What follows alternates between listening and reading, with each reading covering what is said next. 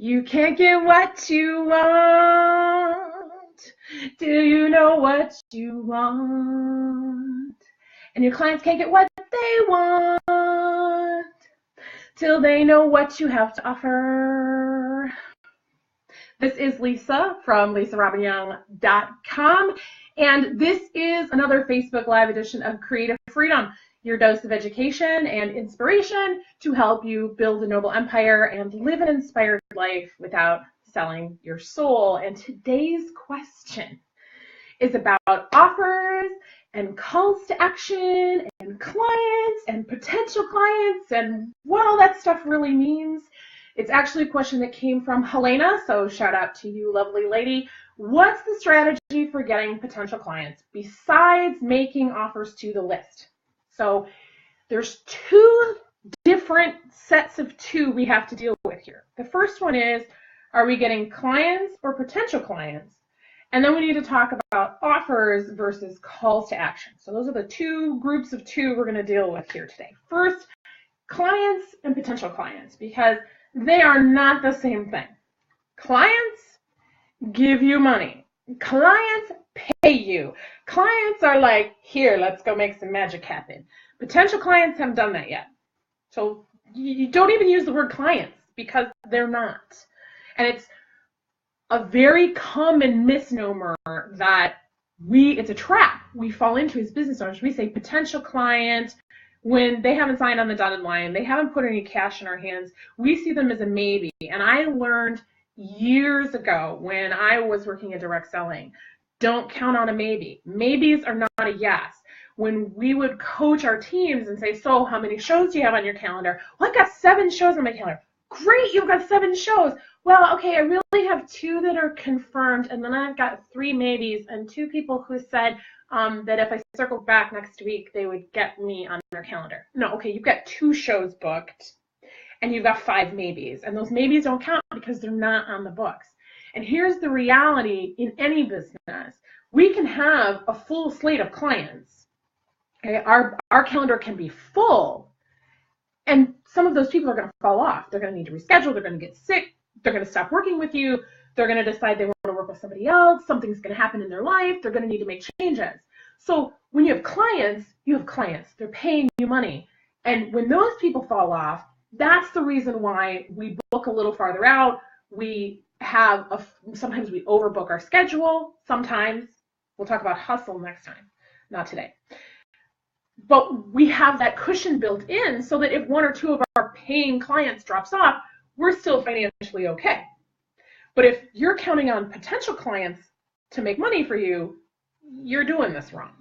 You've actually set yourself up to fail instead of succeed because you're trying to count on a maybe that hasn't happened. And that's not cool. Not cool from a how do you run a business like a professional standpoint, but also not cool for your sanity, your peace of mind, and your cash flow. So clients pay you money.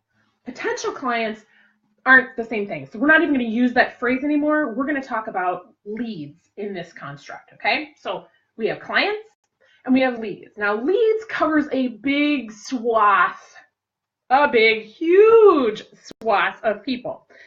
Leads can be people who are very interested and haven't said yes yet.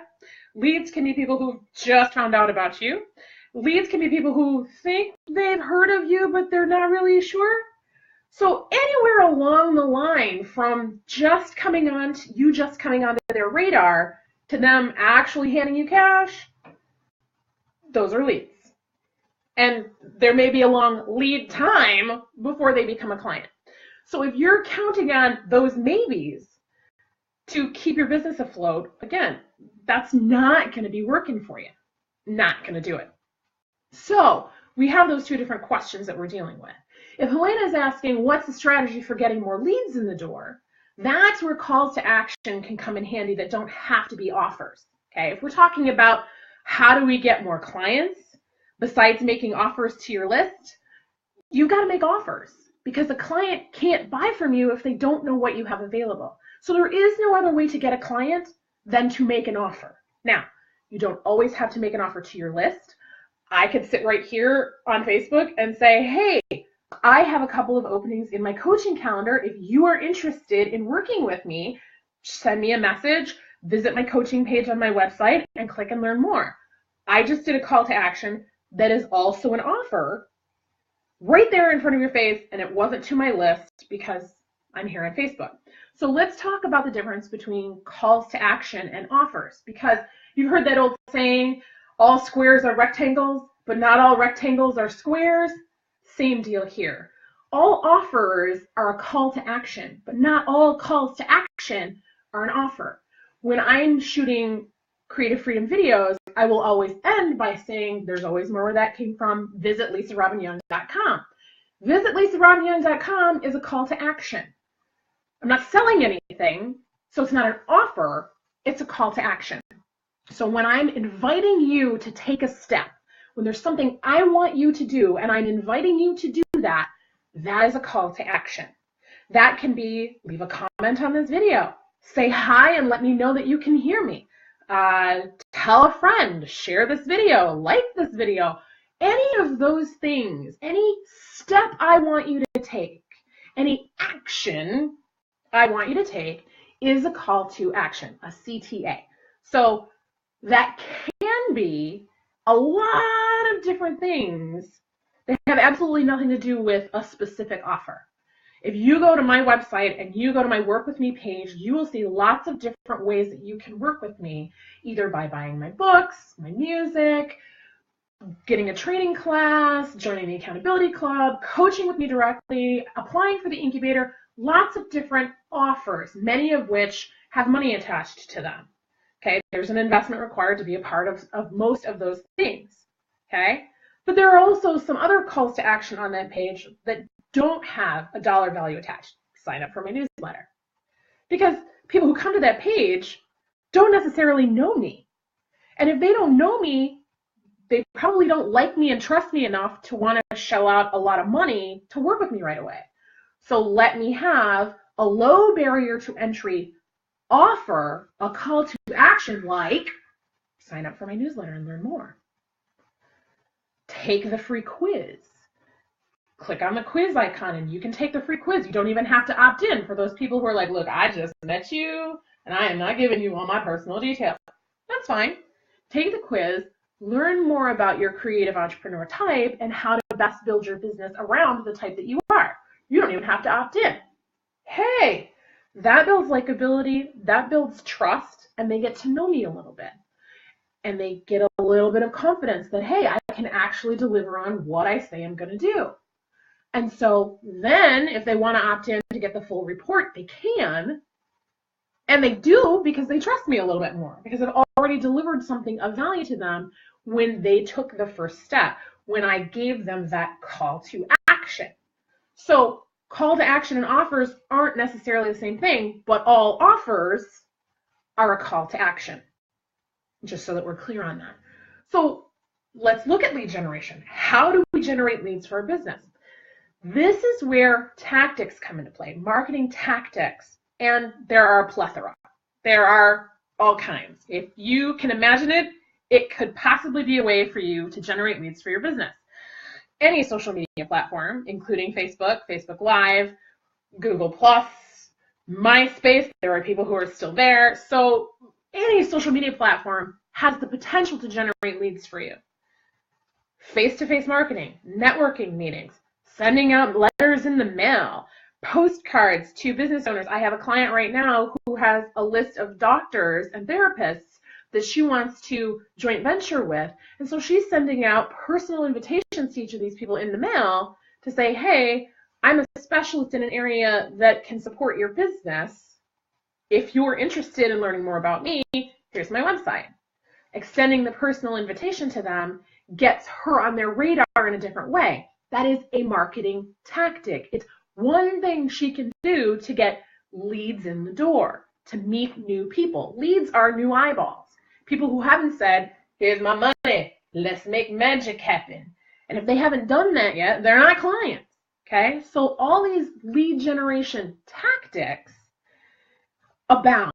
They're everywhere. There's lots of options. The better question is, what are the options that are in alignment for you and your business? So if you're a visual artist, a visual medium is going to be more appealing for reaching your right people, which means Instagram is probably going to be a better way for you to reach your right people than Twitter. Doing showings and viewings, sharing your art, going on some of those sites like Etsy to do prints of your work where you can one-off those relatively quickly. I don't really recommend anybody build a big empire on a site where someone else owns the commerce. As an author, selling on Amazon is a way to get your book in the hands of more people, but you're going to make way less money than if you're selling the book on your own website. So you have to trade off visibility and eyeballs for the money that you're going to make. So that's something to keep in mind. But that's another marketing strategy. It's another way to reach eyeballs that wouldn't see you otherwise. Kickstarter can be a great opportunity. Patreon can be a great opportunity for you to see more people who don't already know about you and bring new leads in the door. That doesn't necessarily mean it's a lot of money to be had. And that's a key distinction. Calls to action, particularly on someone else's platform, don't always mean lots of money for you. It means more exposure, it means more eyeballs, it means new people, it means leads. Leads generally cost money. The marketing axiom is that it costs more to get a new client than it does to keep the ones that you already have. So if that's the case, then you have to recognize that there's some type of investment, time, energy, money, resources, going out into the world to attract new leads into your business. So if you're going to put that investment out there, time, energy, money, whatever your resources are, wouldn't it make sense to do things that are in alignment with who you are, how you show up in the world, and what you have to offer? So again, if you're a visual artist, use a visual medium. Market in ways that are visual so that people can see what you have to offer. If you're a coach or a consultant or a service provider, market yourself in ways that allow people to get an experience of what it's like to work with you. That's one of the reasons I'm experimenting with these Facebook Live videos, because it gives a new audience, a place where I haven't done this before, an opportunity to see how I work and the ideas that I present and whether or not I know my stuff. It builds the know, like, and trust factor and brings new eyeballs to me, my business. It grows my audience. People share these videos, and they share them differently here than they do on YouTube. YouTube is a different experience. I've done YouTube for 9 years. Oh my gosh, I'm getting old. A long time. And there's a different experience there than there is here on Facebook, which is one of the reasons why I'm doing this experiment here. So the first thing you need to do is check in with yourself. What are the strategies, what are the tactics that are in alignment for who I am and what I'm trying to put out into the world? And then give yourself permission to experiment with those things. Because if you go all in on something that you've never done before, and then it doesn't pan out the way you want it to, well, you've gone all in. What do you have left? That's one of the reasons why I'm doing these Facebook Lives as an experiment. A 30-day commitment to show up, share some knowledge, and see how it works out. If it turns out to be awesome, I'm probably going to add it to my marketing strategy. If it doesn't turn out to be awesome, if I'm not getting out of it what I thought I would get out of it, then I'm probably not going to do them as frequently. I may end up not doing them at all altogether, again, depending on what works for me and how I choose to show up in the marketplace. Because I believe firmly that you don't need the unnecessary endless hustle to be successful. I believe that you can show up authentically as yourself. In fact, that's the best way to be successful at anything, is to be fully yourself, warts, sparkles, and all, I like to say. And when you do that, your right people show up and go, yeah, I want more of that. I want more of you. Whether you're a musician, whether you're a coach, whether you're a shoe salesman, it doesn't matter. The right people resonate with you because of who you are and how you show up in the world. So if you're trying to cram yourself into somebody else's mold of this is the way it works, I did it this way, so it'll work for you. If I can do it, so can you. You're hamstringing yourself.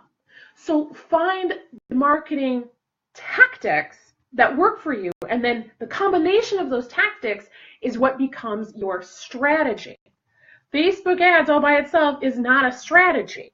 And I did a whole video on that last season for Creative Freedom. You can find it on YouTube. You can find it on the blog.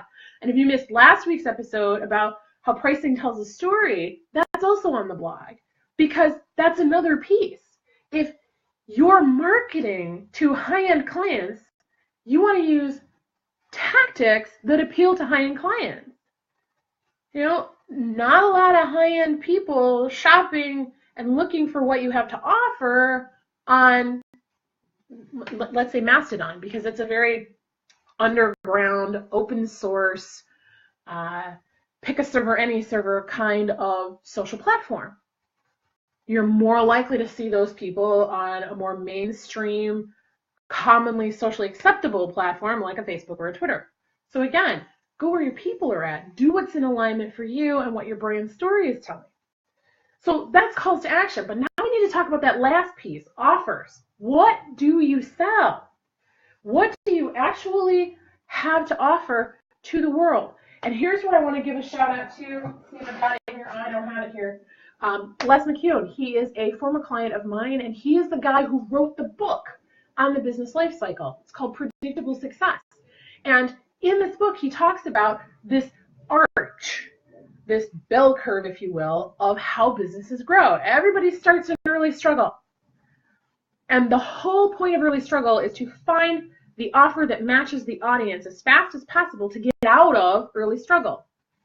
And then you get to move into fun, where it's fun and things are moving and money's coming in and it's a little bit more comfortable and there's not all this stress because you have enough buyers for what you offer that you've got plenty of breathing room.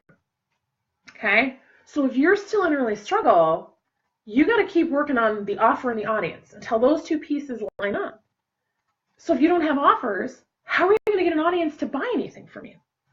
You have to have both. You have to have calls to action to bring those leads in, but then you also have to have those offers. And those offers are where the clients come from. That's where the money is made. And there's no two ways around that. Because even if you're a nonprofit and people are giving you donations, that's the offer. Give us your money, get peace of mind. Give us your money and you're going to do some good in the world. That's the offer. There's always an offer when money changes hands. So, Helena, your question, how do you get clients besides making offers to your list? You make offers other places. No, you don't always want to hammer your list with offers, but you do want to make sure you're presenting offers, because the number one problem that I see time and again, even with successful business owners, the number one problem that I see when they start to stall out with financial issues is that they're not making offers, or they're not making offers frequently enough to their list. Oh, I put something out 2 months ago. 2 months ago, well, maybe they're ready now. It's time to let them know that you've still got an offer on the table.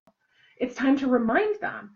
I know one sales and marketing professional who in every newsletter, and it goes out once a week, every newsletter, at the bottom of his newsletter, he's got a deal of the week.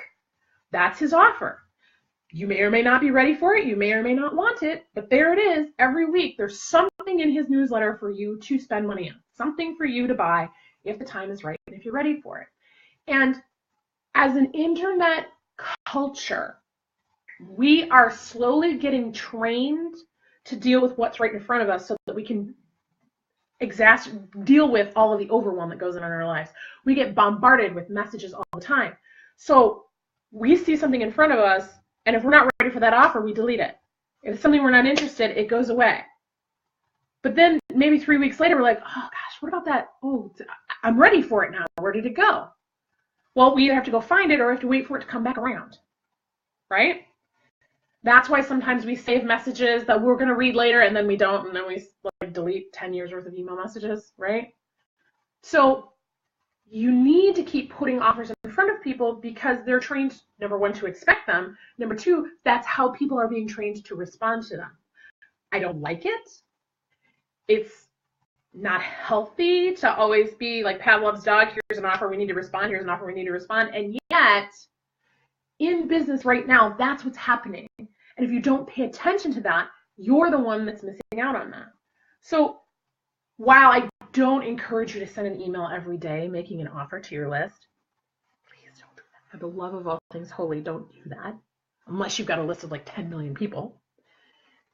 It is important to consistently present offers and let people know that you have things for sale. Okay? Even if it's a nonprofit, you got to make money. Money's got to come in the door or you can't continue to do the things that you're doing. So make offers. Present your calls to action. They're not always the same. And recognize who you're presenting these to. If you're presenting someone who's on the cusp of doing business with you, they're still a lead, but they're on the cusp of doing business with you, then that marketing needs to be a little different than someone who is just starting to hear about who you are and what you have to offer and what your world is all about. Okay? These are brand new squeaky clean leads. They haven't really been indoctrinated into your world at all. These people have some experience with you. They're familiar with what you have to offer. They're excited about your offers and they want to do business with you. So the messaging and the calls to action are different. More offers on this end because they know you better. More calls to action that aren't necessarily offer related on this end because they're just getting to know you. Okay? It's like proposals, dating. Okay? Brand new people, you kind of want to date them. They want to date you. Get to know who you are. People who've been in your sphere of influence for a long time, you can make offers. Hey, are you ready to work with me now? I'm excited and I would love to work with you. Let's make some magic happen. It does work that way, people. That's the way it goes. So make sure you're clear. Are you looking for potential clients or real clients? Are you presenting an offer to turn people into clients? Or are you doing calls to action that aren't necessarily offers to help attract new leads into your audience, new eyeballs on your things, so that you can eventually build the relationship to a point where you can do business with them? These are important distinctions that you need to make in your business and in your marketing so that you're not expecting miracles in completely ridiculous ways. Okay? Your expectations need to be right-sized to where these people fall on the spectrum. Are they clients or are they somewhere in the lead generation phase of getting ready to work with you? And then you need to market to them accordingly. So that's it. I would love to hear your thoughts and comments. Tell me what struggles or issues you've had with this concept of calls to action, offers, clients, leads, lead generation. Share your thoughts and ideas. Let's be a rising tide for everybody.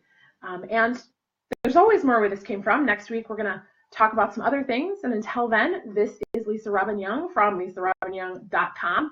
Come check us out. Until then, blessings and peace. Have a great day.